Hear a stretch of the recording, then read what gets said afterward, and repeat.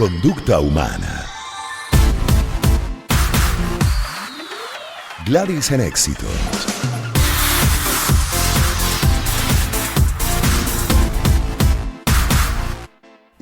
Bueno, no es mucho el tiempo que tenemos, doctora, y mucho por preguntar sobre este tema de la procrastinación, porque lo escogió usted y creo que eso está muy presente en la vida de muchos. Es como una característica, y me incluyo, de muchos seres humanos. Pero bueno, vamos a definirlo primero y además también cómo podemos atendernos, corregir esto que sin duda genera consecuencias en nuestras vidas y que no podamos avanzar incluso con metas importantes. Doctora, buenas tardes y bienvenida, Mercedes Schnell. Muchísimas gracias, Gladys, encantada de estar con ustedes.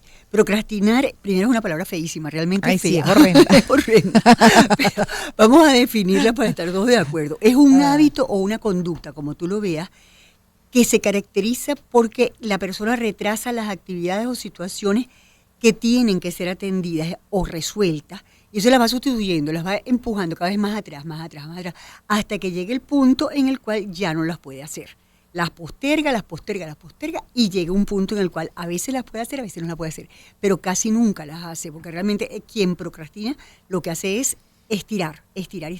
Ahora, ¿por qué? ¿Cuáles son las causas de la procrastinación?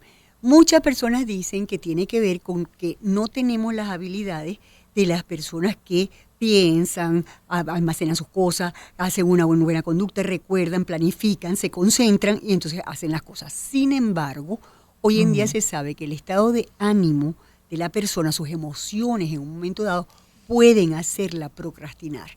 Y que hay personas, por ejemplo, que les da miedo hacer una tarea porque es muy estresante y el estrés los desconecta completamente. Los desmoviliza. Exacto, y les da mucho problema.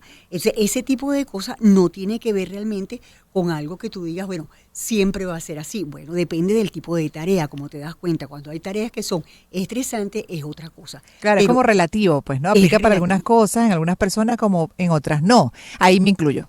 Pero no en todo aplica, yo no procrastino en todo, pero sí tengo identificado que hay cosas que debería estar ya hace rato ejecutando y me lo comparten en equipos de trabajo que me dicen, más o menos, ¿y para cuándo queda este proyecto?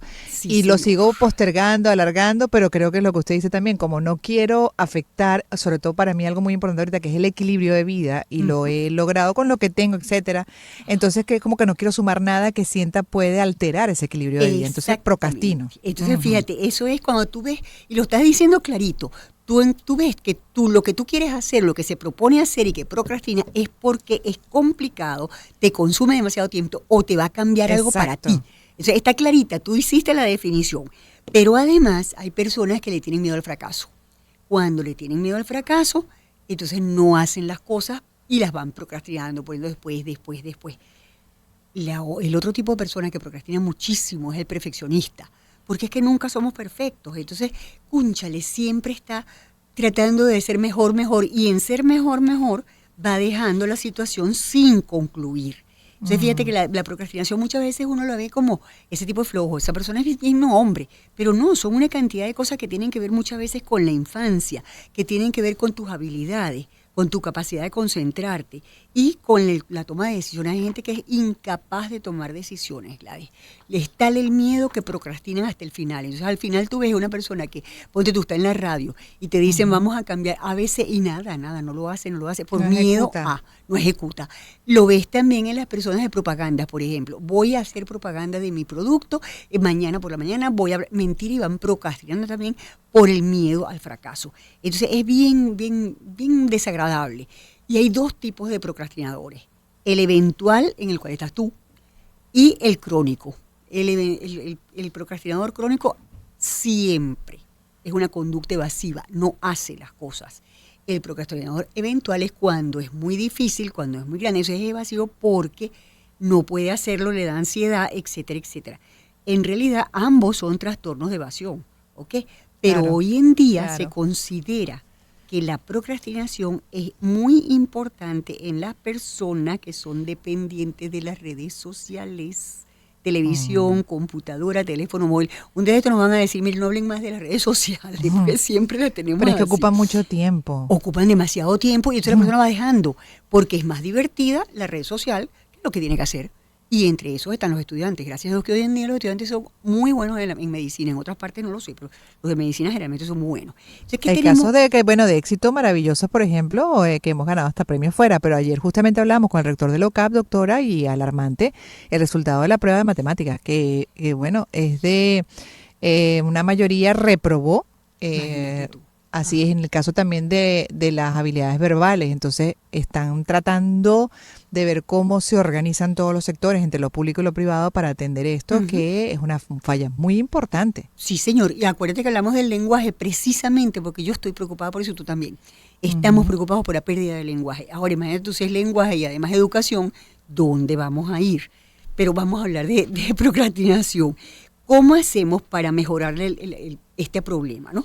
Lo primero, cuando tú vas a trabajar en el área de trabajo no debe haber distracciones, no debe haber personas, no debe haber tu teléfono. El teléfono celular lo tienes que poner aparte y saber que lo vas a contestar exclusivamente en emergencia realmente, etcétera, etcétera. O sea, por ahí va. Es decir, las tentaciones hay que quitarlas del área.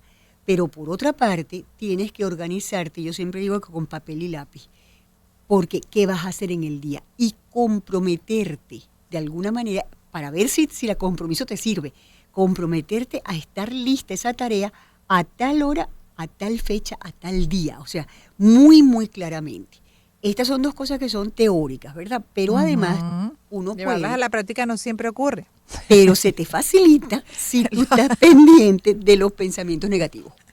Yo anoto todos los días, doctora, yo anoto, tengo una agenda y esa es una de mis manías, anoto todo, tengo que hacer, y usted no sabe de los proyectos que tengo pendientes, que además sé que me favorecerían, porque además es parte de esa amplitud que también uno busca dentro de la evolución, aprendizaje, conocimiento, desarrollo, en este caso como comunicadora. Pero lo tengo todo anotado, pero lo termino de ejecutar y mis equipos me regañan justamente por eso. Además son más jóvenes y están como siempre, tú sabes, ¿no? Pendiente. No, además ávidos de eso, de hacer Claro, cosas nuevas, diferentes. claro. Y digo, ay, Dios mío, ¿para cuándo? Pero eso Está es lo todo bueno de tener anotado. un equipo, eso es lo bueno de tener un equipo bueno. Deja la anotadera y dile al equipo que te ponga en la línea con día y hora, porque es importante ponerle día y hora, pero el pensamiento es importante, porque cuando tú empiezas a pensar y dices, ay, es que eso es muy difícil, ay, es que eso es muy largo, ay, es que eso es muy complicado, mejor, ahí es donde hay que parar, eso es lo que tú sí puedes parar, lo otro es más difícil, pero tu pensamiento lo puedes parar. Por otra parte, si lo que tienes que hacer, en esas cosas que tú tienes que hacer, es muy grande la tarea, es muy larga, divídela en trozos pequeños y le pones fecha y hora a cada trozo. Y así vas yendo y vas viendo cómo vas a hacer para poder llegar. Cuando te des cuenta, cuando lo haces en trozos, que sean agradables, generalmente tratar de ver que sean agradables, o uno agradable y uno medio, pero que no sean todos muy pesados, que sean más o menos agradables. Entonces, le quitas la distracción al trabajo, pones tu agenda, pones tu plan de acción con fecha, hora, etcétera, y defines las estrategias. Bueno, la verdad es que siempre la procrastinación es bien compleja porque tiene una parte emocional y por eso es que la gente no la hace, pero deberíamos de poder hacerla si nos comprometemos a lo que tenemos escrito. Entonces eso es bien importante. No debemos hacer multitareas si somos procrastinadores porque no hacemos ninguna en lugar de hacer ninguna. Entonces, eso es bien importante. Claro, pero además le pongo el otro escenario, que uno se conoce. En este caso también yo creo que procrastino, porque como sé que me meto de cabeza, entonces voy a perder el equilibrio. ¿Me explico? Que Claro. valoro tanto en estos momentos de mi vida que me da bienestar. Entonces, cuando yo digo, ay, Dios mío, yo sé lo que va a implicar, más todos los demás trabajos, ya sé que voy a desequilibrarme de todas maneras Claro, dentro porque de ese disfrute que tengo hoy. Exacto. Pero lo que pasa es que después tú en el fondo del fondo, como te conoces, sabes y dices, bueno, pero yo me mato y esto sale.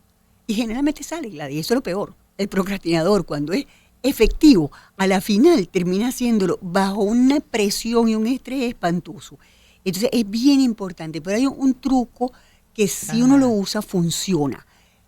El procrastinador debe decir, por ejemplo, yo voy a hablar con Gladys a las 3:30, yo qué sé, pero máximo 1 minuto después de ese momento es que yo tengo que haberlo hecho. Es decir, hacer en 1 minuto. No puedo ponerlo ni 1 minuto después, ni 2, ni 5. No. Yo voy a, y ese voy a tiene una hora, y esa hora es 1 minuto. Se ha demostrado clarísimamente que si la persona actúa y efectúa la acción los 5 primeros minutos, el procrastinador hace su tarea. La hace, pero tienes que tener los 5 minutos. Eso sí, en este caso yo vi un conjunto de médicos que lo que hicieron fue poner alarmas. Entonces la persona tenía el momento, ponía la hora y alarma. Y con eso les ha funcionado. Pero no es fácil porque eso angustia mucho también, entonces hay mucha ansiedad. Pero generalmente cuando tienes la hora y lo haces en los 5 primeros minutos, tu propio cerebro, como en el primer minuto lo empezaste a hacer, ya el cerebro te empuja a terminarlo. Entonces, eso es bien importante. Y en los pensamientos, lo más importante es evitar. Lo hago después, a lo mejor no sirve, mejor, exacto. Más bien, acuérdate de que eres una persona responsable. Y si lo dijiste... Ahí la atrapo porque es para una segunda parte, porque esto hablaba de los ocasionales, pero hay personas que uno ve que son selectivos, no procrastinan para nada en aquellas cosas que les gustan, que no necesariamente son parte de esas responsabilidades del día a día, ¿no? Por ejemplo, el videojuego, por mencionar uno en el caso de los jóvenes. Entonces, en ese caso, si se procrastina en todo lo demás, se sabe que esa vida no va a avanzar. Lógico, de anteojitos, o sea, una cosa que seguro. No necesita mucho análisis. Pero entonces, me gustaría que en una segunda parte habláramos específicamente de quienes tienen ese comportamiento general y cómo en ese caso se trabaja para la próxima semana, doctora. Ok, perfecto, Gladys, muchísimas gracias. Ya la semana que viene es Navidad, estamos listos. Ay, Dios mío, sí, señor. Bueno, aguante y cerramos también con un mensaje a propósito del cierre de año. Gracias, doctora. Bueno, gracias, Gladys. Cuídese mucho. Vamos a cerrar esta primera parte, queda una segunda transmisión nacional de Gladys en Éxitos. En breve volveremos. Una persona fallecida